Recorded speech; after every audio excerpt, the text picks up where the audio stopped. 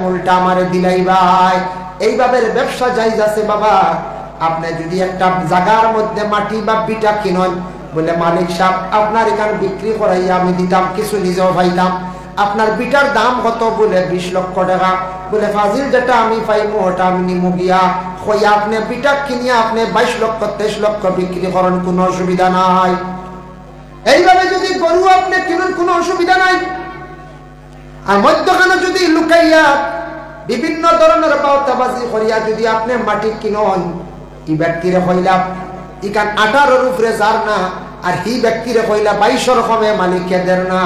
এইভাবে মাঝখানো মিসামাতকে 20 বেচিলা, তারে দিলা 18 আর 20 বেচিয়া 2 লাখ ব্যবসা। এটা কিন্তু শরীয়ত সম্বন্ধে আপনার আমার জন্য জায়েজ নাই।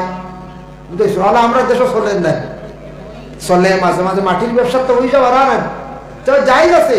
আপনি কিনুন, নগদ পারেন না, মালিকের লাগে চুক্তি সহকারে কত ব্যস্ত আপনি এখন, আপনার কত লাগে?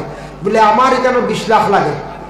বলে ফাজিল আমারও আপনি 8 যা কারণ ফাজিল লক্ষ মালিকরে 20 দেই। আর এক করে কই না আর ভাই 17 উপরে উঠেন না, মালিকরে কইলা কিতা করতাম হেরে কইলা বলে এই মালিকে তো 22 দাম চাইছে, কিতা করা যায়? একবারে এক মাহ তৈল 21 দেওয়া নেও গিয়া, আর মালিকরে বাদে কইলা 18 গেছে গিরেও। আর এই ব্যাপারে কইলা তোমার কোন সুরত দিছে 21 22 কইছিল, ও তো 3 লাখ ব্যবসা দিয়েছে না। ইলা মিসামাতি দুকাবাজি করিয়া মিসামাতি জায়েজ না। আপনি হক কিনিয়া বিক্রি করুক, কোনো অসুবিধা নাই, আপনার লাগে জায়েজ। নতুবা চুক্তি করুক যে আপনার দাম কত? তো ফাজিল আমার, ঠিক আছে যাই। এই ব্যক্তি কইলা আনি তুমি উটটা নাও, দাম ধরিয়া নাও গিয়া বিক্রি করিয়া লাভ যা পাইবা তোমার মূল আমার। বলে দাম কত? সেই ব্যক্তি কইলা উটর দাম হইল 100 দিরহাম। হযরত আলী রাদিয়াল্লাহু তাআলা 100 দিরহাম উটর দাম ধরিয়া রওনা দিছন। রাস্তার মধ্যে আরেকজন ব্যক্তি কইলা ও আলী উটটা বিক্রি করতাইনি? বলে হ্যাঁ বিক্রি করতাম।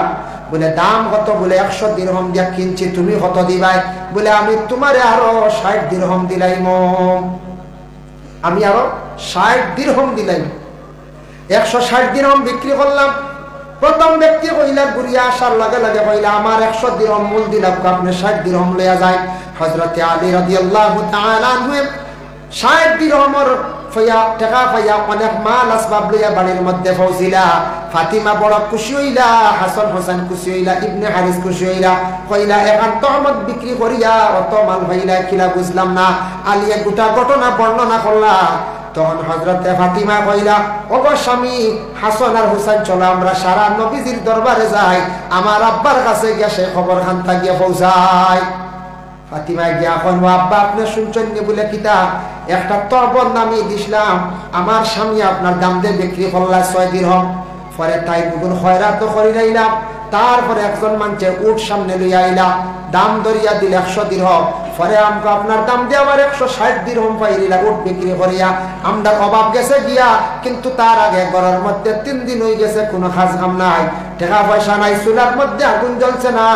ও আব্বা আমরা বড় খুশি হইলাম। নবীজি তখন মুস্কি হাসি দিয়ে হইলা রে ওগো ফাতিমা আলী শুনো, তুমি আলী এদিন প্রথমে 6 দিরহাম খুশি হইয়া আল্লাহ রাস্তার মধ্যে খয়রাত ফসলায়, আল্লাহ তোমার 6 দিরহামের দ্বারা 60 দিরহামের মালিক আল্লাহ বানাইলা। কিনা বানাইছেন জানেন? রাসূলুল্লাহ কইলা আলী শুনো, তোমারে আল্লাহ পাক রব্বুল আলামিনে সাহায্য করছেন, অতখান তোমার দিল খুলিয়া তুমি আল্লাহ রাস্তার মধ্যে সাহায্য করছলা এক ব্যক্তির, যার কারণে তোমার উপরে আল্লাহ রাজি হয়ে গেছেন। প্রথমে জিবরাইলের জান্নাত থেকে একটা উট লইয়া গেছেন তোমার সামনে, 100 দিরহাম দরিয়া বিক্রি করছেন তোমার কাছে। আর যে কিনিয়া নিছেন মিকাইল ফেরেশতা, আল্লাহ ফেরেশতা দি বিক্রি করাইলা, আর একজন দিল আইলা ডাইরেক্ট আল্লাহ আলীরে তোমারে সাহায্য করলা। জানিয়া রাখিও গো ফাতিমা, কিয়ামতের দিন সেই উটুনির উপর উঠিয়া তুমি জান্নাতে যাইবা, এটা জান্নাতি ও। আর হযরতে আমার আলী হইলা গিয়া কিয়ামতের দিন সমস্ত ওলিদের সর্দার হইবা, আর হাসান আর হুসাইন যুবকদের সর্দার হইবা জান্নাতের মধ্যে। আর ফাতিমা কি হইবা? কিয়ামতের দিন নারীদের সর্দার হইবা। সুবহানাল্লাহ। এর জন্য আল্লাহর বান্দাগান হযরতটা বড় কষ্ট হয়ে গেছে, কিন্তু ফাতিমা জীবনে একটা দিন তার স্বামী আলীর কঠোর কথা কইছেন না।